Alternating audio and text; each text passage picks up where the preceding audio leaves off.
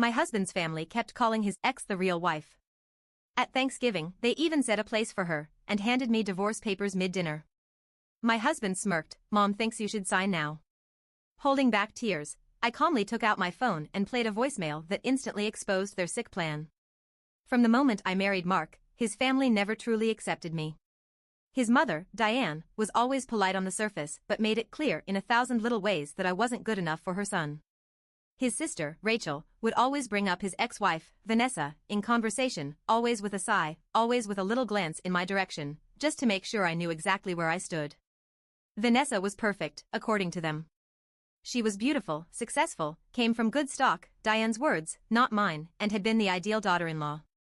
Never mind that she and Mark had been divorced for years before I even met him. Never mind that I had done everything I could to be kind to them, to win them over, to be part of their family. To them, I was temporary. A placeholder. It started small. A slip of the tongue when Diane would accidentally call me Vanessa. A laugh from Mark, as if it were just a silly mistake. A comment from Rachel about how Mom still keeps in touch with her, followed by a pointed glance at me. I ignored it at first. Maybe they just needed time to accept that Mark had moved on.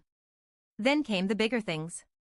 A framed wedding photo of Mark and Vanessa still on display in the living room, while not a single picture of me and Mark existed in the house. Rachel bringing up Vanessa in every conversation, no matter the topic. And then, Thanksgiving. The night they made their final move. The night they tried to erase me completely. Diane insisted on hosting Thanksgiving at her house, as always. It was a huge deal in their family, relatives flying in, a formal dinner, everything done just so. I never really felt like I belonged there, but Mark had pushed me to go. Come on, he said, giving me that easy smile. It's tradition. They're just old-fashioned. Give them time. So I went. I smiled. I played nice. I told myself, maybe this year will be different. It wasn't. The moment I walked into the dining room, I felt like I had been punched in the stomach.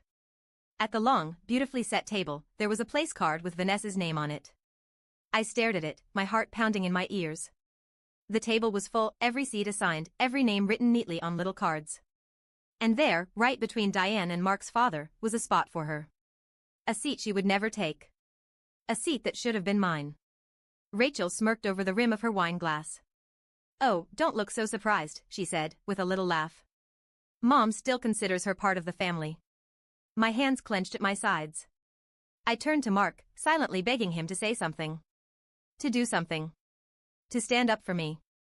He just rubbed the back of his neck and looked away. Diane smiled at me, like nothing was wrong. We like to honor tradition, dear.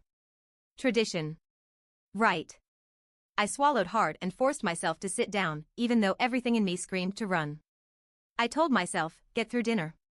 Just get through dinner. Then Diane slid a manila envelope onto my plate. I frowned, staring at the envelope. What's this? Mark finally spoke. And when he did, his voice was calm. Casual. Like he was talking about the weather. Mom thinks you should sign it now. My fingers trembled as I opened the envelope. Inside were divorce papers. Already filled out. My name typed neatly at the top. Mark's signature at the bottom. My throat closed. I felt the entire room watching me, waiting. I looked at Mark. You're divorcing me? My voice came out small, almost childish. Diane sighed, like I was being difficult. Sweetheart, don't make a scene. Rachel smirked again. The aunts and uncles avoided eye contact. We just think, Diane continued, that this is for the best. For the best. Like I was some mistake that needed correcting. Like I had been tolerated long enough and it was time for things to go back to how they should be. Mark still wouldn't look at me. I felt my chest tighten, my vision blur. I was humiliated. Betrayed. But I wasn't stupid. Something was off. Why now? Why here? Why in front of everyone? And then, I remembered the voicemail. 2 nights ago, I had gotten a voicemail by accident. It was from Vanessa. She must have thought she was calling someone else, because when I listened to it, I nearly fell off the couch. And now, sitting at that table, my heart hammering in my chest, I reached into my bag, pulled out my phone, and pressed play. Vanessa's voice rang through the dining room. Loud. Clear. Mark, I don't care if your mom is pushing for it. I'm not getting back with you. You need to stop this. It's pathetic. I already told you, a sharp, collective gasp from the table. Diane's fork clattered against her plate. Rachel's eyes went wide. I let the message keep playing. Also, stop telling people I cheated. You and I both know you were already chasing other women while we were married. I'll be damned if I let your mom rewrite history. Silence. A silence so thick it felt like the air had been sucked out of the room. Mark's face drained of color. He looked like he wanted to run. Rachel slammed her glass down, her face twisting in shock and rage. Diane? Diane looked like she had seen a ghost. I put my phone down slowly. Then, I smiled. So, Mark. Want to explain that? Diane opened and closed her mouth like a fish, but no words came out. Rachel shoved her chair back, storming out of the room. Mark looked trapped. Like a man caught in his own web of lies. Babe, listen, he started. I raised a hand. I wasn't done yet. I turned to Diane. So, let me get this straight, I said, my voice trembling with anger. You planned this whole dinner just to humiliate me? You made me come here, sit at this table, just so you could shove divorce papers in my face, because you thought Vanessa would take him back? Diane flinched. Mark sank lower into his seat. I let out a sharp, humorless laugh. Well, congratulations. You played yourself. And then? I reached for the mashed potatoes. And dumped them straight into Mark's lap. The room erupted into chaos. And I stood up, adjusted my dress, and walked right out the door. I walked out of that house with my head held high, but inside, I was shaking. My hands were trembling as I got into my car. My heart was still racing. The mashed potatoes, the voicemail, the looks on their faces, it all felt unreal. But one thing was crystal clear, they had planned this. They had fully expected me to sit there, humiliated, accept the divorce like some obedient little wife, and quietly disappear so they could bring Vanessa back in. Only, their perfect plan had blown up in their faces. I took a deep breath and started the car. My phone was still in my lap, the screen lit up with missed calls and texts from Mark. I ignored them. But as I pulled out of the driveway, my phone rang again, an unknown number. I almost didn't pick up. But something in my gut told me to answer. And when I did, I nearly slammed the brakes. Hello? I said cautiously. A woman's voice came through the line, shaky and urgent. Is this Mark's wife? My stomach twisted. Who is this? A pause. Then, my name is Olivia. And I think you need to know the truth about your husband. I gripped the steering wheel tighter. What truth? She hesitated, then exhaled. I've been seeing him. For over a year. I felt the blood drain from my face. He told me he was divorcing you. He told me it was mutual, she continued. But after what just happened, I knew he was lying. I didn't know how to reach you, but I found your number through an old email Mark left open. I couldn't breathe. Mark had another woman. A secret girlfriend. While his family was trying to push Vanessa back into his life, he had been sneaking around with someone else the entire time. Where are you right now? I asked, my voice deadly calm. I'm outside his apartment, Olivia said. He doesn't know I'm here. But I think you should come. I looked at the road ahead, then back at the house in my rearview mirror. I had a choice. I could go home, cry, pretend none of this was happening. Or, I could end this once and for all. I turned the car in the opposite direction. 20 minutes later, I pulled up outside an apartment complex I had never seen before. Olivia was waiting near the entrance, arms crossed, looking just as furious and betrayed as I felt. The moment I got out of the car, she stared at me for a long time, then shook her head. I can't believe I believed him. I gave a bitter laugh. Yeah, well. You're not the only one. She glanced up at the building. He's inside. I saw his car. I clenched my jaw. Let's go. We didn't knock. We didn't wait. Olivia had a spare key because, of course, Mark had given her one, and the second we stepped inside, the smell of his cologne hit me like a slap. And there he was. Sitting on his couch, scrolling through his phone, texting someone. Probably me. Probably her. When he looked up and saw us standing there together, his face went white. Babe, he said, looking between us. I folded my arms. Which one of us are you talking to? He opened his mouth. Closed it.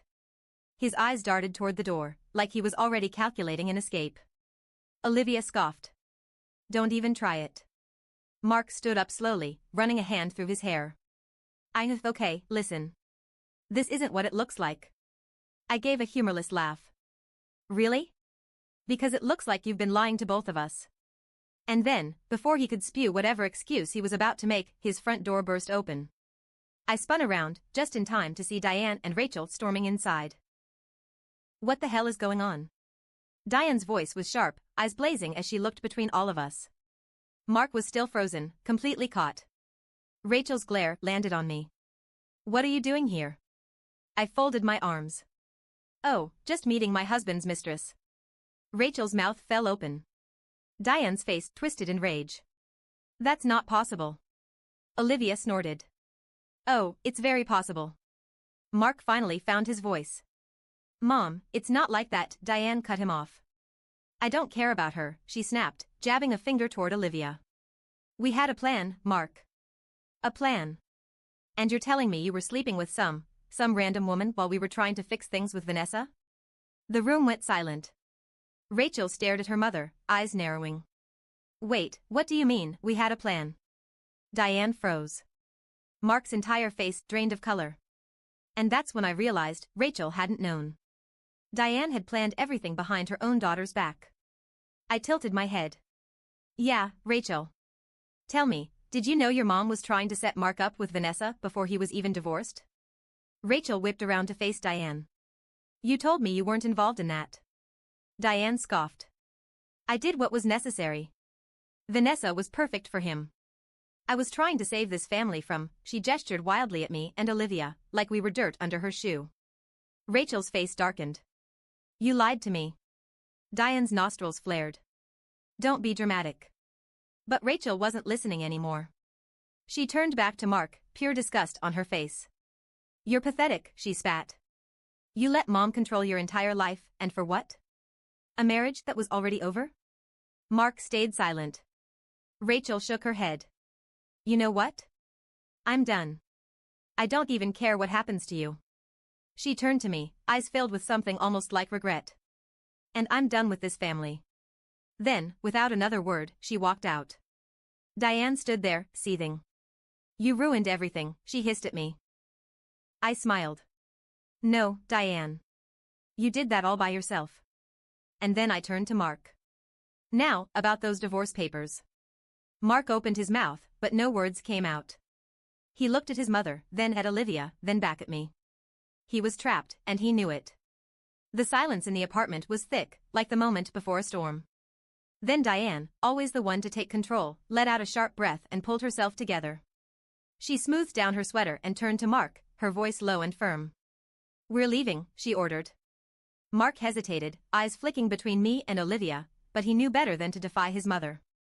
He stepped forward, but I blocked the door. He blinked. Move. I smiled. No, his jaw clenched. I don't have time for this. Oh, I think you do. I pulled my phone out of my bag, tapping on the screen. Because before you walk out of here like the pathetic coward you are, you might want to see this.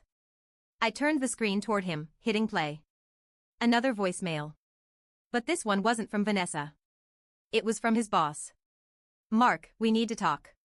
I don't know how you thought you'd get away with submitting 2 separate expense reports for the same trip, but the finance team caught it.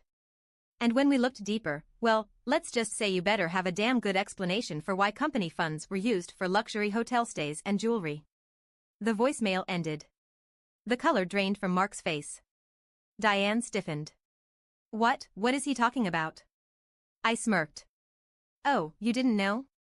Mark's been committing fraud at work. And you want to guess what those luxury hotel stays and jewelry were for? I turned to Olivia. Her face had gone pale. You son of a... Olivia took a threatening step forward, but I held up a hand. Oh, it gets better, I said sweetly, looking back at Diane. See, Mark has multiple secret credit cards. And when I started noticing charges that didn't add up, I did a little digging. Turns out, some of those business trips he was taking? He wasn't alone. Diane spun toward her son. Mark. Tell me this isn't true. Mark said nothing. I took another step forward, my voice dropping to a whisper. And do you want to know the best part? His company is already investigating him. This voicemail? It's just a courtesy call. By this time next week, they'll have proof. Diane looked like she was going to be sick.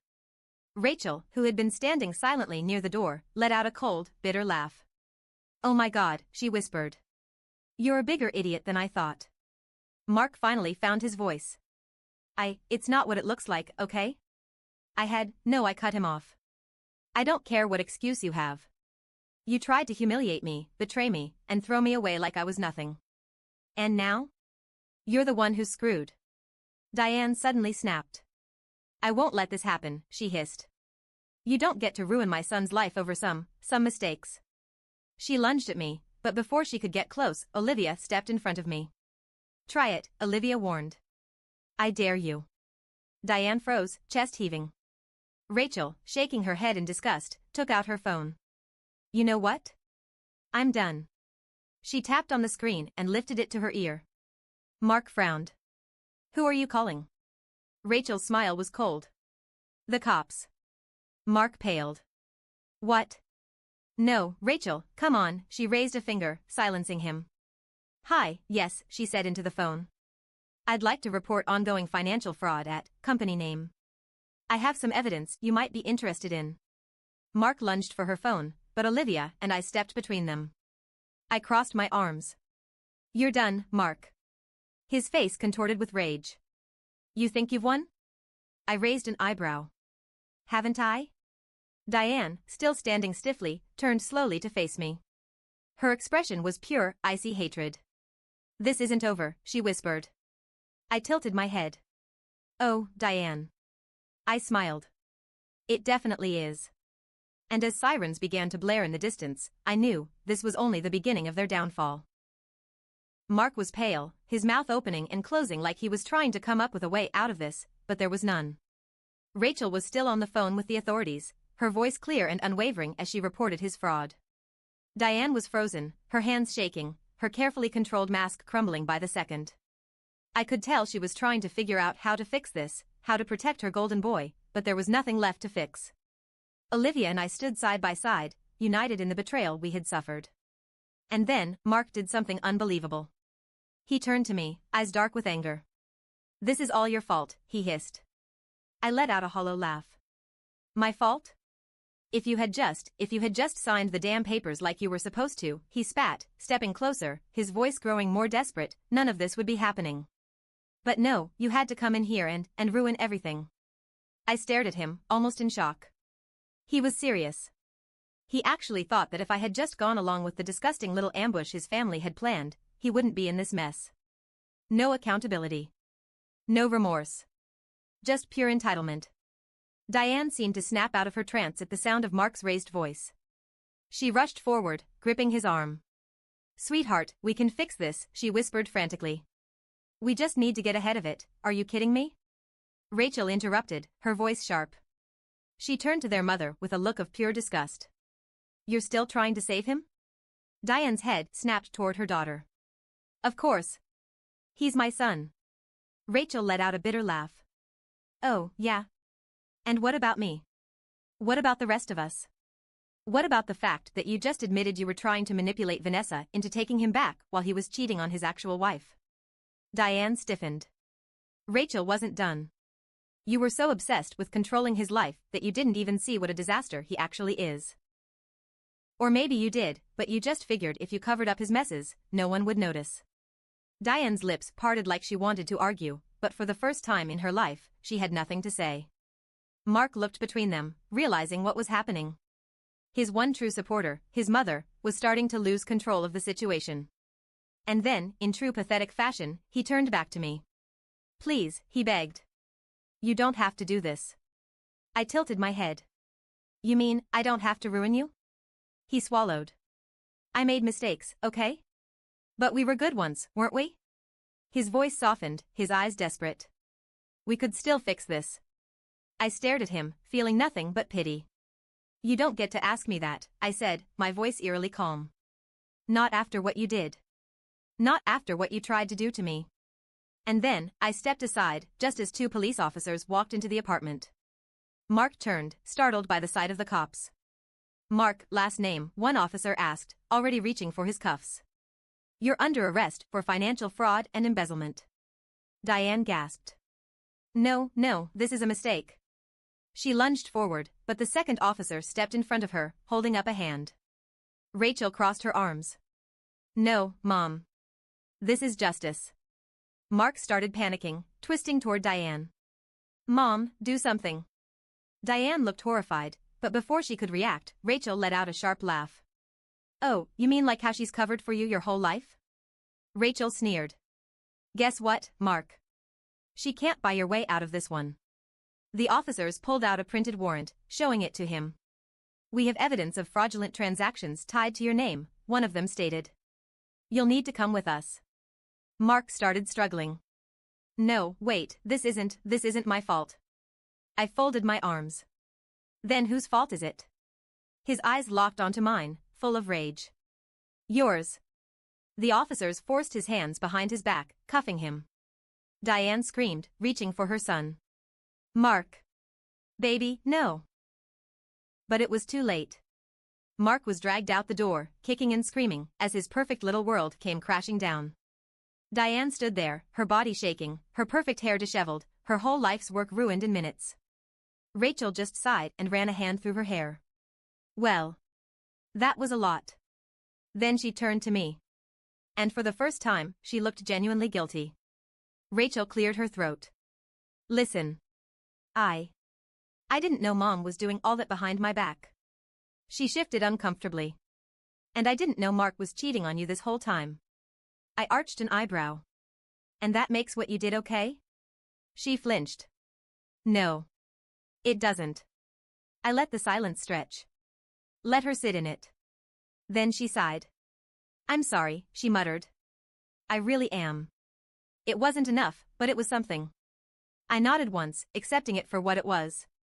"Good luck dealing with Diane." Rachel scoffed. "Oh, I'm done with her." She shot a glare at her mother. "You're on your own, Mom." Diane's head snapped up, stunned. Rachel just walked out, leaving Diane standing there, alone. Diane turned to me, hatred burning in her eyes. "You think you've won?" I smiled. "Haven't I?" She exhaled sharply, glaring daggers at me before stomping out the door. And just like that, I was free. I looked at Olivia, who was still standing there, arms crossed, eyes tired but satisfied. "Well," she said, blowing out a breath. "That was a disaster." I let out a small, exhausted laugh. "Yeah. But at least now, we're done with him." She nodded. Then, hesitantly, she stuck out a hand. I looked at it for a second. Then I shook it. "Drinks," she suggested. I grinned. "God, yes." And as we walked out of that apartment, leaving behind the mess, the lies, and the absolute disaster of Mark's life, I realized something. For the first time in years, I finally felt free. A week later, Mark was officially charged with fraud. His company fired him, and his assets were frozen. Turns out, his financial crimes were way worse than I originally thought. Diane tried to fix it, but she couldn't. Her golden son was done for.